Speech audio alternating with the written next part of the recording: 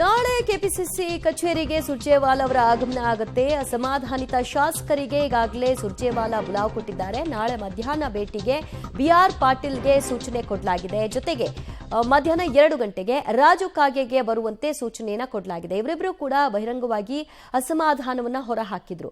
ಹಾಗಾಗಿ ಖುದ್ದು ಅವರನ್ನ ಕರೆಸಿ ಮಾತನಾಡೋ ಮೂಲಕವಾಗಿ ಯಾವ ರೀತಿ ಎಚ್ಚರಿಕೆ ಕೊಡ್ತಾರೆ ಅಥವಾ ಈಗಿರುವಂತಹ ಸಮಸ್ಯೆಗಳಿಗೆ ಮುಲಾಮು ಹಚ್ಚುವಂತಹ ಕೆಲಸವನ್ನ ಮಾಡಲಾಗುತ್ತಾ, ನಾಳೆ ಏನೆಲ್ಲ ಬೆಳವಣಿಗೆಗಳಾಗತ್ತೆ ಅನ್ನೋದನ್ನ ಕಾದು ನೋಡಬೇಕು. ಒಟ್ಟಲ್ಲಿ ಇಬ್ಬರು ಅಸಮಾಧಾನವನ್ನ ಹೊರಹಾಕಿದ್ರು.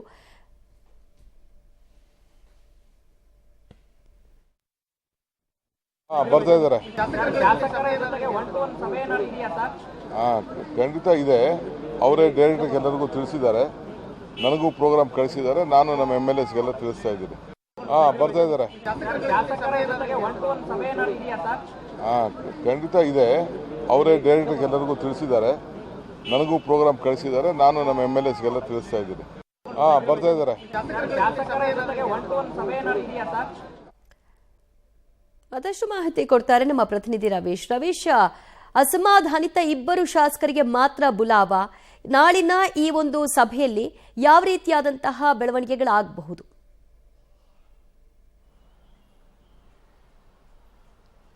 ದಿವ್ಯಾ, ಪ್ರಮುಖವಾಗಿ ಕಾಂಗ್ರೆಸ್ಗೆ 2 ತಲೆನೋವು. ಒಂದು, ಶಾಸಕರ ಅನುದಾನದ ಕೊರತೆ ಬಹಿರಂಗವಾಗಿ ಮಾತನಾಡಿರ್ತಕ್ಕಂಥದ್ದು ಸರ್ಕಾರದ ವಿರುದ್ಧ.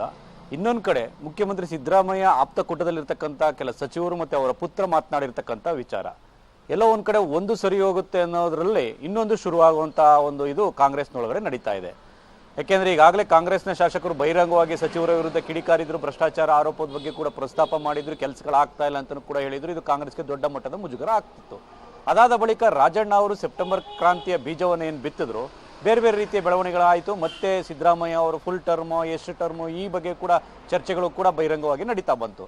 ಅದಕ್ಕೆ ರಾಯರೆಡ್ಡಿಯಿಂದ ಹಿಡಿದು ಯತೀಂದ್ರ ಅವರಿಂದ ಹಿಡಿದು ಜೊತೆಗೆ ರಾಜಣ್ಣ ಅವರ ತನಕವೂ ಕೂಡ ಮತ್ತೆ ಆ ಒಂದು ಹೇಳಿಕೆಗಳು ಕಾಂಗ್ರೆಸ್ನ ಒಳಗಡೆ ಮತ್ತಷ್ಟು ಗೊಂದಲವನ್ನು ಸೃಷ್ಟಿ ಮಾಡಿದೆ. ಹಾಗಾಗಿ 2 ಸಮಸ್ಯೆಗಳನ್ನು ಬಗೆಹರಿಸಬೇಕಾದಂಥ ಕೆಲಸ ಕಾಂಗ್ರೆಸ್ನ ಹೈಕಮಾಂಡ್ ಮುಂದಿದೆ. ಅಂದ್ರೆ ಯಾರಿಗೂ ಕೂಡ ಒಂದು ರೀತಿಯಲ್ಲಿ ಯಾರ ಕೈಯೂ ಮೇಲಾಗದಂತೆ ಎಚ್ಚರಿಕೆಯಿಂದ ಆ ಒಂದು ಸಮಸ್ಯೆಯನ್ನು ಬಗೆಹರಿಸಬೇಕಾಗಿದೆ. ಹಾಗಾಗಿ ನಾಳೆ ಸುರ್ಜೇವಾಲಾ ಅವರು 11 ಗಂಟೆಗೆ ಬೆಂಗಳೂರಿಗೆ ಆಗಮಿಸ್ತಾ ಇದ್ದಾರೆ. 1:30 BR ಪಾಟೀಲ್, 2 ಗಂಟೆ ಅಷ್ಟೊತ್ತಿಗೆ ರಾಜು ಕಾಗೆ ಅವರಿಗೆ ಟೈಮನ್ನು ಕೊಟ್ಟಿದ್ದಾರೆ. ಉಳಿದಿರ್ತಕ್ಕಂಥ 3 ಗಂಟೆ ಬಳಿಕ ಯಾರೆಲ್ಲ ಶಾಸಕರು ಏನು ತಮ್ಮ ಸಮಸ್ಯೆಗಳಿದೆ ಎಲ್ಲವನ್ನೂ ಕೂಡ ಮುಕ್ತವಾಗಿ ಹೇಳ್ಕೊಳ್ಳೋದಕ್ಕೂ ಕೂಡ ಅವಕಾಶವನ್ನು ಕೂಡ ಕಲ್ಪಿಸಿದ್ದಾರೆ. ಹಾಗಾಗಿ 3 ಗಂಟೆಯಿಂದ ಸುಮಾರು ಸಂಜೆ ತನಕವೂ ಕೂಡ ಕೆಪಿಸಿಸಿ ಕಚೇರಿಯಲ್ಲಿ ಸುರ್ಜೇವಾಲಾ ಇರ್ತಾರೆ. ತಮ್ಮ ಸಮಸ್ಯೆಗಳು ಮತ್ತೆ ರಾಜಕೀಯವಾಗಿ ಆಗಿರ್ಬೋದು, ಜೊತೆಗೆ ಸರ್ಕಾರದ ಮಟ್ಟದಲ್ಲಾಗಿರ್ಬೋದು, ಏನೇ ಇದ್ರೂ ಕೂಡ ಹೇಳ್ಕೊಳ್ಳೋದಕ್ಕೆ ಅವಕಾಶವನ್ನು ಕೂಡ ಕಲ್ಪಿಸಿದ್ದಾರೆ. ಸುಮಾರು 3 ದಿನಗಳ ಕಾಲ ಕರ್ನಾಟಕದಲ್ಲೇ ರಾಜ್ಯದಲ್ಲೇ ಆ ಒಂದು ಸುರ್ಜೇವಾಲಾ ಅವರು ಠಿಕಾಣಿಯನ್ನು ಹೂಡ್ತಾರೆ.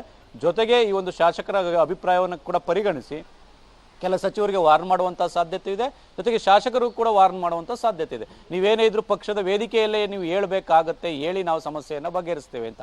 ಜೊತೆಗೆ ಒಂದು ಪವರ್ ಶೇರ್ ವಿಚಾರವಾಗಿ ಪದೇ ಪದೇ ಮಾತನಾಡ್ತಾ ಇರ್ತಕ್ಕಂಥದ್ದು. ರಾಜಣ್ಣ ಇನ್ನೊಂದು ಮಾತು ಹೇಳಿದ್ದಾರೆ, ಸುರ್ಜೇವಾಲಾ ಅವರು ಬಂದು ನನಗೇನು ತಾಕೀತು ಮಾಡೋಕ್ಕಾಗತ್ತೆ, ಎಲ್ಲ ಅಭಿಪ್ರಾಯನ ಕೇಳ್ಬೋದು ಅನ್ನೋ ಮಾತುಗಳನ್ನು ಕೂಡ ಹೇಳಿದ್ದಾರೆ. ಹಾಗಾಗಿ ರಾಜ್ಯ ಉಸ್ತುವಾರಿಯ ಒಂದು ನಡೆ ಬಗ್ಗೆ ಮತ್ತೆ ಅವರಿಗಿರ್ತಕ್ಕಂಥ ಸ್ಥಾನದ ಬಗ್ಗೆ ರಾಜಣ್ಣ ಅವರು ಈ ರೀತಿ ಹೇಳಿರ್ತಕ್ಕಂಥದ್ರ ಬಗ್ಗೆ ಕೂಡ ಚರ್ಚೆ ಆಗ್ತದೆ. ಅದಕ್ಕೂ ಕೂಡ ಸುರ್ಜೇವಾಲಾ ಅವರು ವಾರ್ನಿಂಗ್ ಕಾಲ್ಕನ್ನ ಕೊಟ್ಟು ಹೋಗ್ತಾರೆ ಏನೋ ಕೂಡ ಕಾದು ನೋಡಬೇಕು. ದಿವ್ಯಾ. ಓಕೆ ರವೀಶ್, ಸಂಪರ್ಕದಲ್ಲಿರಿ, ಇನ್ನಷ್ಟು ಅಪ್ಡೇಟ್ಸ್ ಪಡ್ಕೊಳ್ತೀವಿ.